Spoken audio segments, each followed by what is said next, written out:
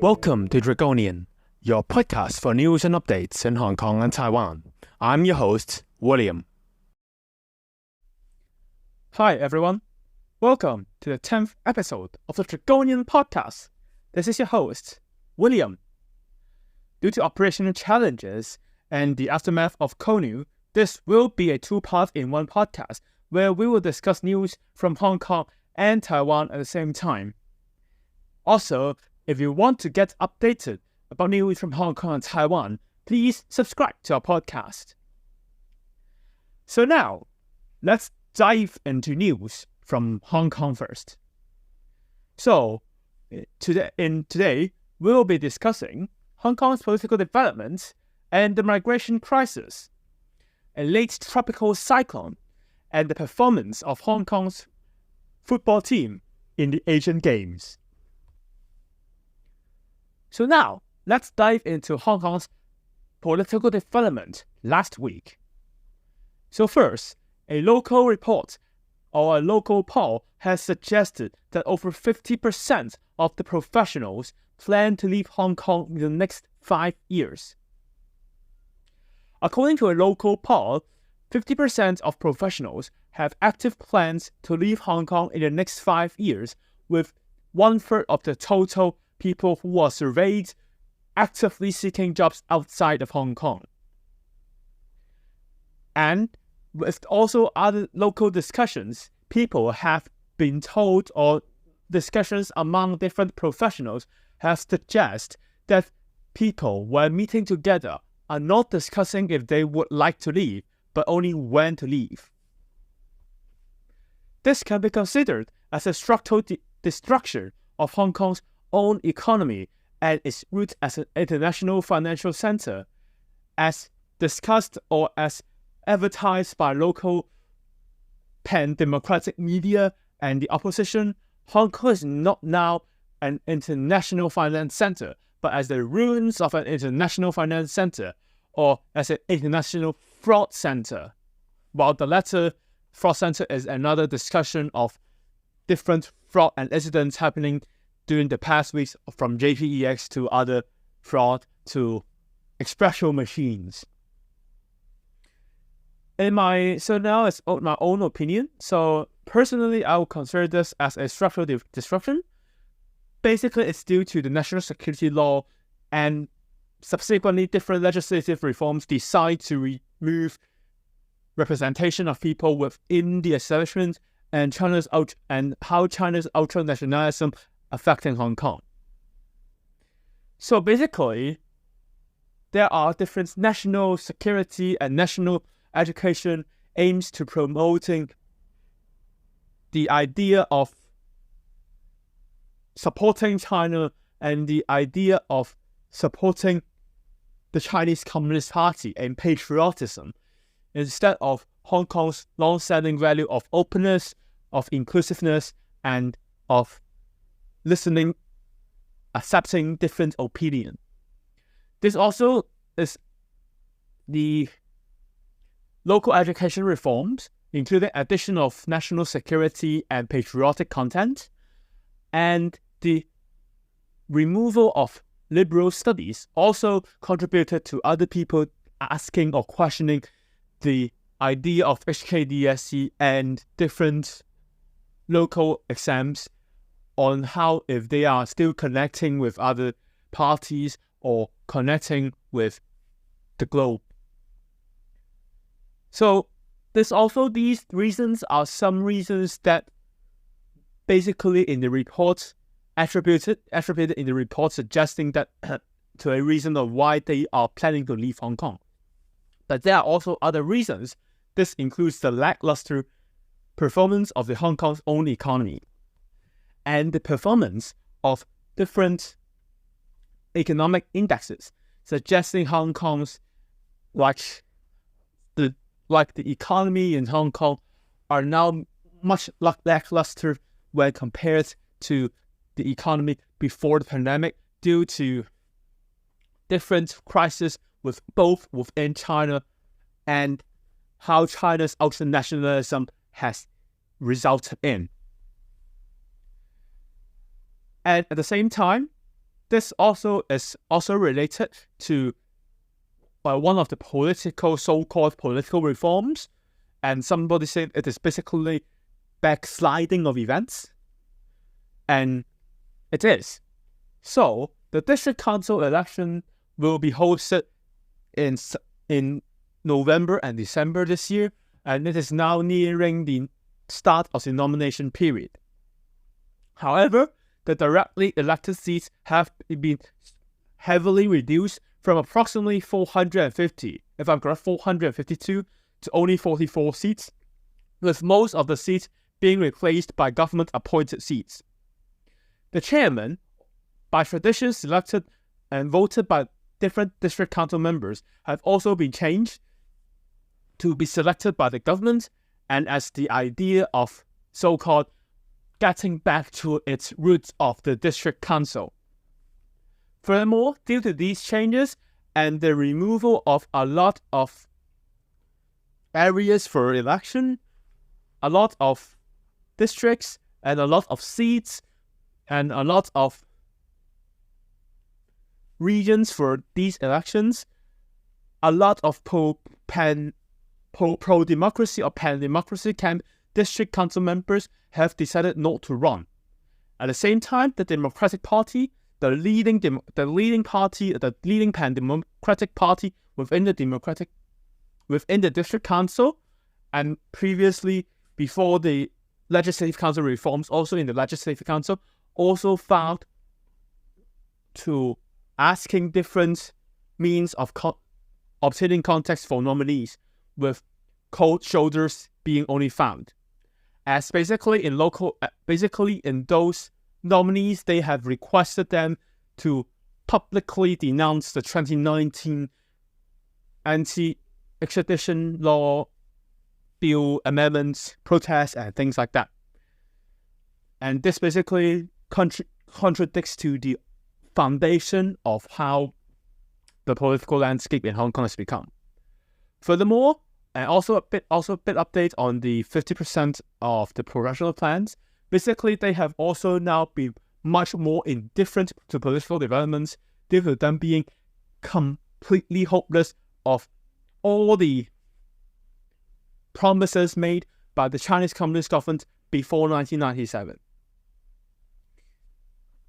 And considering this, and considering, in my own opinion, this is an ultra realization of the loss of mandate of Hong Kong being so-called governed by communists or patriots or communists. Basically, those two are the same thing in Hong Kong's perspective. And as voices of the people being shut out from the establishment, probably it may result in much worse events as seen in Hong Kong during 2014 and 2019. So this is the first update on the political development about Hong Kong last week. And secondly, it is about a late tropical cyclone hitting Hong Kong. Well, actually, this also resulted in operational challenges and the postponement of this 10th episode of the Dragonian podcast. It also had led to quite a lot of discussions locally. So, the tropical cyclone Koinu had hit Hong Kong with an unexpected cyclone signal number 9. So, the Hong Kong Observatory issued tropical cyclone number 9 for a few hours, with tropical cyclone number 8 issuing for approximately a day. Of course, course suspensions has been announced, but work suspensions had not been. And the Hong Kong Observatory had been denounced or had received strong opinion from locals for its inability to predict for that issuing tropical cyclone signal number 9. However, as discussed in local media, this was basically due to the very small so-called windy areas within the tropical cyclone, which resulted in the unpredictability of the tropical cyclone itself. And as a result of the issuance of the cyclone signal number 9, the MCL had stopped has seized services for its open air zones. Basically, it's like most of the northwestern New Territories and northeastern New Territories. As basically it is not safe after 2013, as a tree falling down in the East Rail Line had caused thousands of people to be trapped inside an open air area. This immediate cessation of services with very short notice, which was advertised to the general public, had not only led to the outcry, but the government also denouncing the cessation of airport express services. So, as the Hong Kong's international airport is still running during tropical cyclone number 9 and 8, with planes still arriving and departing, albeit with extended delays and cancellations, approximately 1,000 people have been strained in the airport island after the issuance of tropical cyclone number 9 due to public transport being cut off and no alternative transportations were possible at the same time. For example, as basically taxis were deemed unsafe to operate in these circumstances. Furthermore, in Hong Kong's case, it also resulted in other problems as explained by the people and by the taxi authorities, and also in different local media. Furthermore, in the local media or a local semi-public transport operator, Jojo Bus, operated some free feeder buses connecting people with between Tuen Mun and Tuen Mun West, where rail services suddenly ended, so as to offer people an opportunity to get back home even at the midst of tropical cyclone number 9. Although it being issued for a bit more than 9 hours and a half, to be exact, 3 hours, not 9 hours, 3 hours and a half, to be exact, 3 hours 40 minutes, it caused a bit unintended disruptions with local, even the previous chairperson or the previous chairperson of the observatory denouncing the act of considering the cyclone number 8 as an additional public holiday.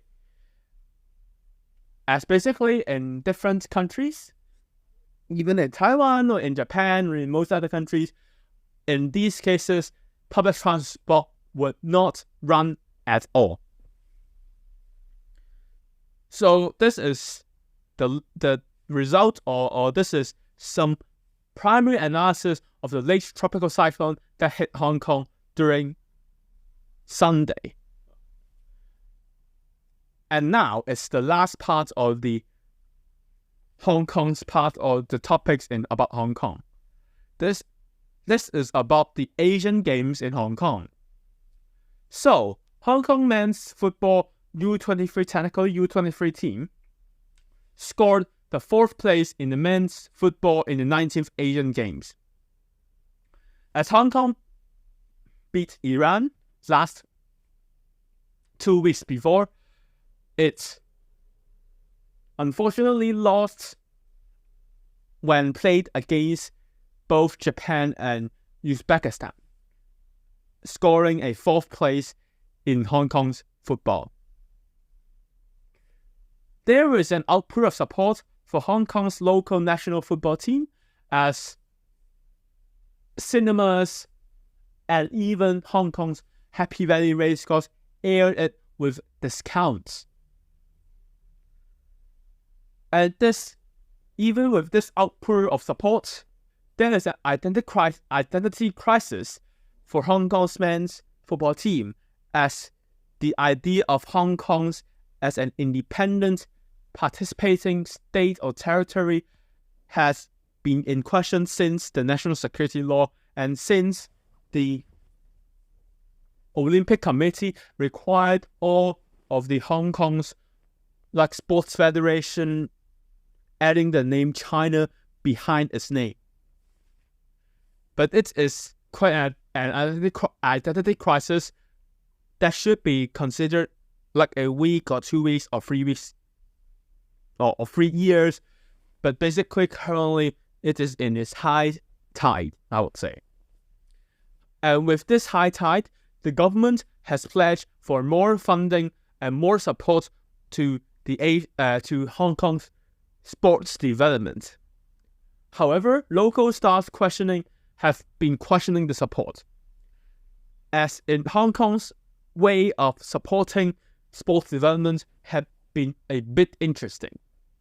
So, in a lot of countries, you will support a sport regardless of its performance. Normally, this performance will tie to a support of probably $1 million or $2 million. But in Hong Kong, it is about life and death situation, where if you don't perform well, you won't get support. And this results in a chicken and egg problem, where you will need to perform even at a time without enough monetary support. But in this case, it resulted in other problems where you could not perform well because of you don't have support.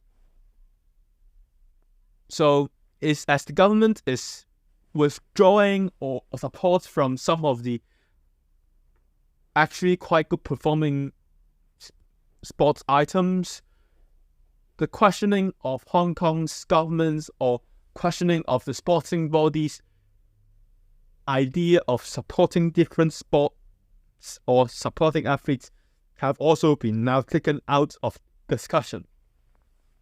So back to the own opinion on this whole thing, on this whole Asian Games thing.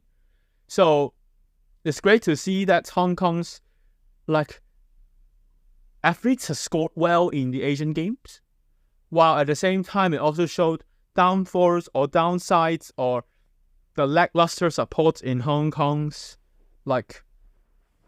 men's football or in Hong Kong's sporting body, and the idea of supporting athletes and the ways for how these athletes have been supported have also been under a lot of discussion, and it's good to see that these discussions have already been taking place. I mean, taking place not only because of the good performance of different athletes representing Hong Kong, but also on different athletes who lost their ability and to be supported due to government's interesting idea of getting support. But this is more or less about Hong Kong's how money is spent, and everything gets back to the political side, where now it's about the national security law, and basically it's all about the lack of representation and the identity itself. And Hong Kong's football team is actually in a quite awkward situation, as seen in a lot of countries, or as seen in a lot of representations or athletes and sports, where it is the extension of political developments. We are seeing the identity crisis of Hong Kong's football, where originally most pro-democratic camps have been the vocal supports, the supporters of the the Hong Kong football team. Basically, it's undergoing an identity crisis, which is also seen in football itself. But it is way outside of how the Asian Games in Hong Kong has performed. But this will be basically another story for another day, for another issue.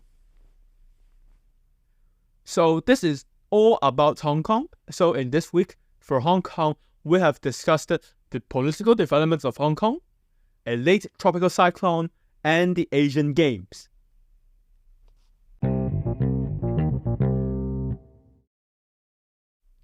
So now, we will discuss about Taiwan itself.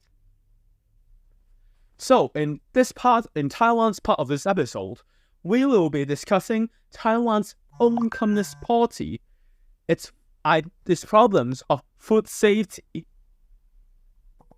not only about eggs, of course, the Indigenous Submarine Programme, corruption, and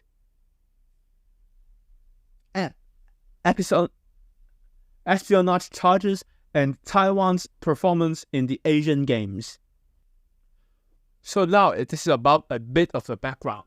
So in Taiwan, there are different, people can form political parties freely, with basically, for this Communist Party, it is technically the sixth party with its name, with the name Communist itself, to register with the Ministry of the Interior of the Republic of China.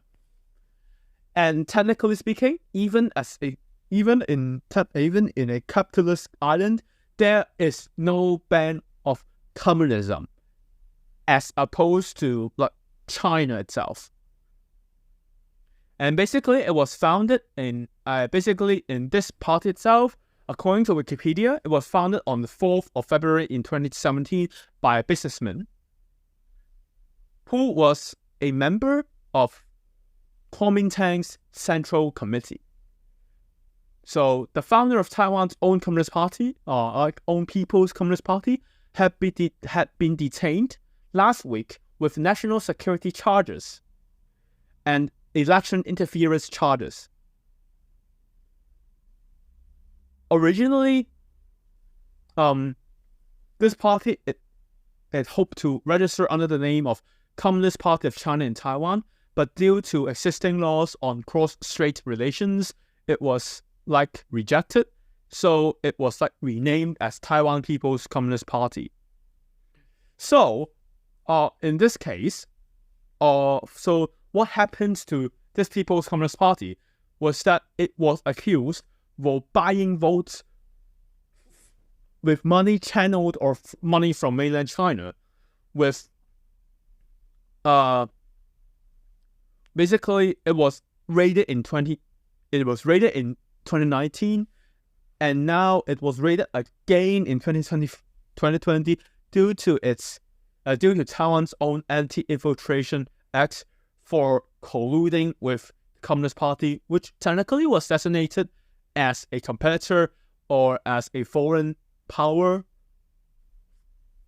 on that. And China's own Taiwan's Affairs Office condemned this charge.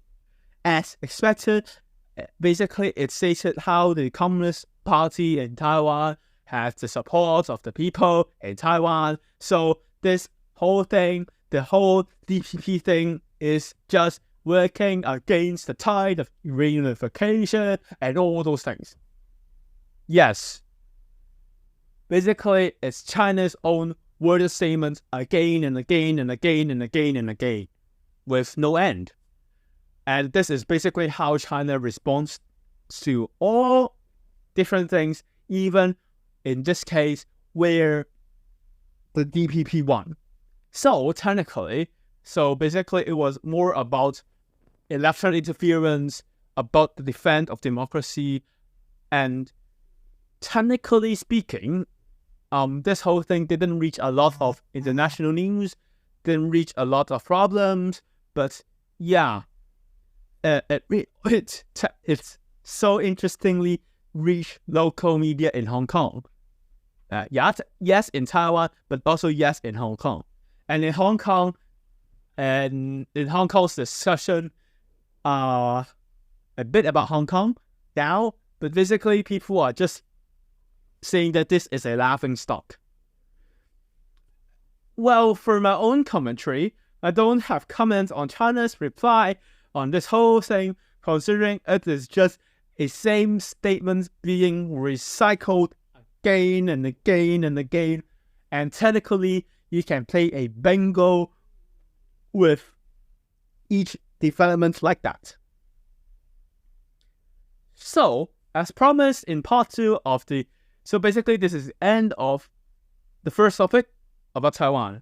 So the second topic in Taiwan is about a promised topic in part 2 of the episode 9. This is about food safety in Taiwan. So yes. So in Taiwan, food safety has been in a election axis of election, as people let disregard, or basically people are just using food safety as an act of as a way of attacking political opponents. But basically things can get a bit dirty. Even when the Chinese Kuomintang was in power, the discussion of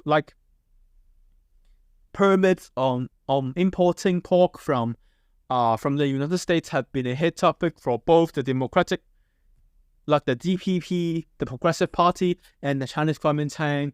And pork and subsequently eggs have now been also in the discussion. But now it's first about fraud. And this is about the eggs. So the whistleblower blogger who said that they are using toxic eggs or reviewing toxic eggs, which was subsequently used by the Chinese Kuomintang as a way of attacking the Democratic Progressive Party, admitted to have fabricated the death threats against him. So the owner of the Facebook page, Lin Baby Hao Zhou, basically called out by saying that rotten eggs, toxic eggs, and all those eggs had been an idea or had been an issue that Taiwan was facing, and the DPP had been importing those bad eggs. But of course, as discussed previously, it is more about the issue of handling imported food or handling imported eggs at the first time, and different misshapes on the handling of the matter and different issues about that. However, the whistleblower had been saying that he was being threatened death by external forces with support from the Chinese Kuomintang. Voices of support from the Chinese Kuomintang have been voiced out. Memes have been made against the Chinese, the DPP, on their inability to voice out these concerns and etc. However, things have turned a bit interesting, as the whistleblower admitted to have fabricated the death threats. So basically, there were no death threats by any people. No one was attacking the whistleblower. No one was planning to attack the whistleblower. And basically, a party worker for the Chinese Kuomintang had colluded with the whistleblower to fabricate such threats. As a result, things turned sour and things turned interesting, as we can consider a lot of people and a lot of those who supported the whistleblower have gotten into quite interesting scenarios. So, as a result, the Panbu Chinese Kuomintang camp has used the whistleblower's identity as a former DPP member to say that this thing is actually done by the Pan Greens, but not the Pan Blues. And it is a plan by the DPP to basically outplay the Chinese Kuomintang. Well, in my own opinion, this is not the case. This is never the idea of playing politics like that. Considering how the DPP has been playing politics for the past few months or the past 8 years, this is just not the case. And interestingly, we are seeing a lot of discussions, and we are seeing basically how the Chinese Kuomintang have been using Taiwan's own indigenous political parties, not only political parties, but like its own different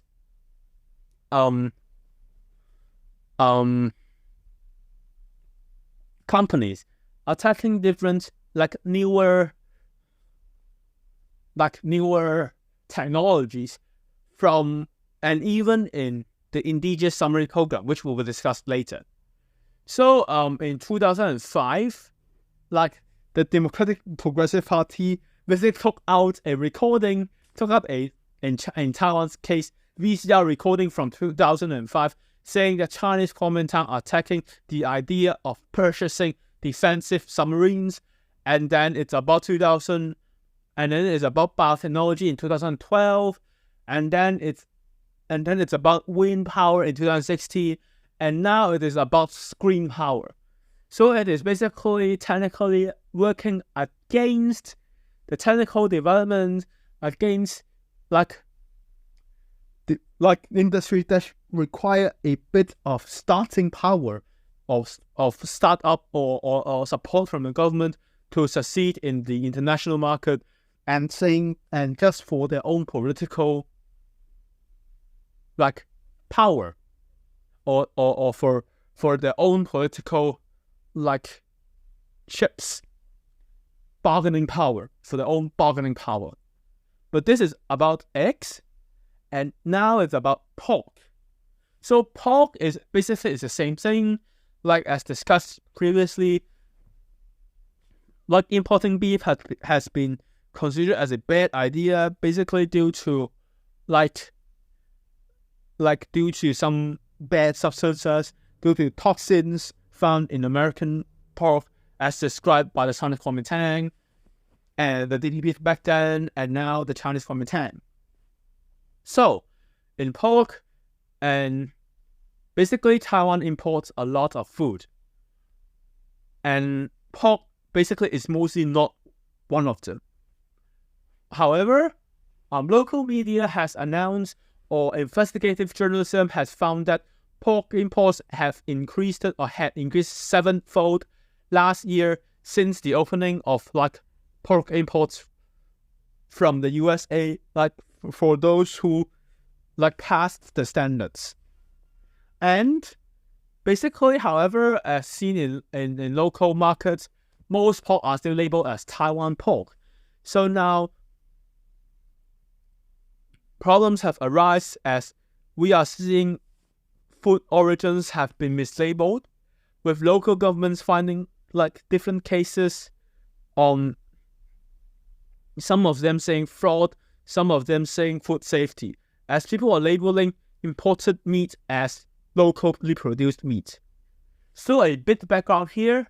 Basically, in local political terms, only locally produced meat can be used in a lot of cases, or a lot of cases, including in locals like primary school child lunch, or offering government canteens, or in TRAs like bento, etc.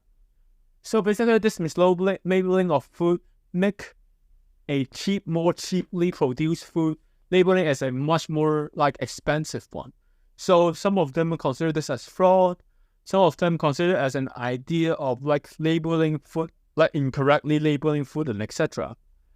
And as seen, and local governments have now been a bit they need to find out the food Health and Security Bureau, 卫生局 Health, the Bureau about Health, had now been checking different factories to see if they are mislabeling Taiwan, labeling U.S. imported pork as Taiwan's own indigenously produced pork. So this is about Taiwan's pork. So a bit overall commentary. So first, in Taiwan, we are seeing problems on food self-sufficiency. So there is a low self-sufficiency rate of, low food self-sufficiency rate, basically from egg to pork to beef to a lot of food. And this issue was not handled accordingly, not only because of local political quarrels, but also because of Taiwan developing from an agricultural focused economy to a more manufacturing focused economy to a now more service focused economy, with farms and factories being in the direct opposition of each other. And considering Taiwan as a hotspot and as a reason for why this podcast has been in place, food self-sufficiency has been a hit topic in Taiwan's own discussion, but was omitted by the opposition. The DPP, as its idea or as its identity as an indigenous party, it advocated for food self-sufficiency, but with low success. However, in the opposition, there was not such discussion taken place or support on locally produced products, which can be seen from, for example, from vaccines for COVID-19 to pork to beef. It's a bit interesting thing here. So there were the African swine flu happening in China, and the Chinese Kuomintang's legislative councillors, I don't know why, have been denouncing the Ministry of Health, the central government's Ministry of Health, on prohibiting pork or poultry food or poultry processed food from China from importing. And basically the local councillors has been denouncing the central government's idea on stopping these African swine flu from entering Taiwan. So this is a much more complicated problem I will consider, but basically the food safety is a hit topic. It should be discussed, it should be handled with care, and it could be discussed in a 2-hour-long episode. But basically, in deep, then probably it would require an investigative journalism, and is not technical, is not suitable to be discussed in a weekly news podcast. And next, it is about updates to the Indigenous Submarine Programme. So not only on fraud charges, but also espionage charges. So prosecutors opened 4 cases against the leak of information related to the program, and as discussed last week, the legislative councillor who denounced it by the development, the technicians who developed the submarines, have denounced it Gale company as fraud. So Gale company, in long as Gavron company, was considered as a British company in this case of a lot of people. However, in fact, it is a company that is based in Gibraltar, which started since opened for office since 2013. So in 2018 or 2019, in 2016, the London's Gavron company, which sells cigarettes, newspapers, basically a grocery store, shut down. And in 2016 it happened, while in 2018 the company with the same name but based in Gibraltar won a contract to design the submarines, to design the indigenously produced submarines. However, this company was actually set up by Israelis, former army officers of the Israelis, instead of Gibraltarians or Turkish, which operated the Gavron company, which shut down in 2016 in the United Kingdom or in London. So basically this was considered as another wave of attack from the opposition, in this case mostly from the Chinese Kuomintang, against both these, and saying that they are leaking this only for the sake of transparency. In fact, this government company had been questioned by the United States, led by the U.S. Army or by U.S. defense people who are within the defense circle of the U.S. government on the idea on the authenticity of the company in 2019, after the company won contracts as it got permits on exporting some of the technologies that are used in submarines. So this is the case. This is another problem, or another thing, just another piece of evidence showing how the opposition are undermining security, national security, to their own good in China, or not in China, in Taiwan. So this company itself is not a bad company. It is just a normal company, but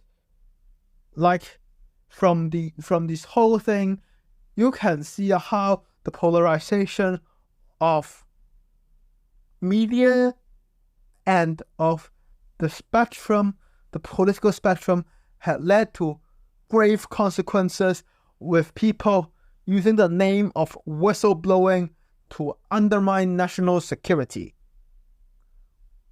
which is basically a bad thing, I would say. So, last topic about Taiwan. So this is the end of the topic about the indigenously developed submarines. And the last topic is about the Asian Games in Taiwan. So, in men's, so this is just a piece of short news, but it's a quite interesting news in Taiwan. So, in men's roller, the Taiwan's own national representative team named Chinese Taipei won a gold medal in men's roller relay final, as the final person in Korea celebrated before the finishing line with the Chinese Taipei, or Taiwan's national team, winning a gold medal by 1/100th of a second. So people it basically occupied the headlines in Taiwan for a few days with all the wrong reasons. So it's also so people celebrated how the people's own the involvement to the sport, the spirit to fight to the last second, had paid off. But things turned a bit unexpected, as people are just laughing the Korean men's roller team could not earn their own gold medal, or their own idea, or their opportunity of getting out of military conscription, as they have contributed to the national identity of Korea. So a bit background here. So in Korea, if you have represented the country and got a gold medal when you were serving in the when you were working, or when you were representing Korea in international games, then you will be exempted from being drafted to the army. So this was used as an incentive for people from Korea to work harder or to represent the country, but also as an incentive which only happened for, I think, Olympics, for some world sporting events and Olympics. So in this case, because of that 1/100th of a second, Korea lost gold, and the men's team could not be exempted from being drafted to the army, and people are just joking, just because of the 1/100th of a second, they were forced to work or to be drafted in the army. So this thing not only exploded in Taiwan's headlines, it also gained netizens' attention in Korea, with people using men and stick illustrations to showing how early celebrations has cost them a gold medal. And interestingly, in my own opinion, this shows the involvement, the steadfast resolution, the resolute of Taiwan's men's skating teams in winning, or the idea of winning, and the result of them winning.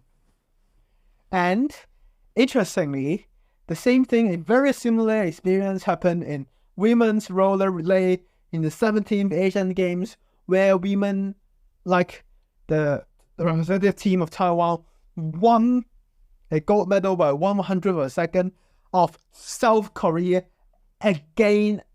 not again at that time. So basically, this is the whole thing, and this is the whole update on news in Hong Kong and Taiwan. And yeah, so thanks again for listening to the 10th episode of the Dragonian podcast. And this is definitely a milestone for our technically not success, but our journey on creating news and updates on about Taiwan and Hong Kong. And we hope, like, you have learned something, or you get updated on what is happening within Taiwan and Hong Kong. So we hope you find this episode informative. And if you do, please subscribe to our podcast so you don't miss a single episode. And if you have any feedback, please let us know in the comments. And you can drop us an email at william@dragonianpod.com for your own comments and for your own opinion. So we can improve the podcast so you can get more information, get the most out of the podcast. Also, in this week, as we have merged two parts in one, there will be the first time we will be having a timestamp within the podcast, so you will be less likely to be interrupted. But thanks again for listening, and we will be back next week with more news from Hong Kong and Taiwan. And have a safe week ahead.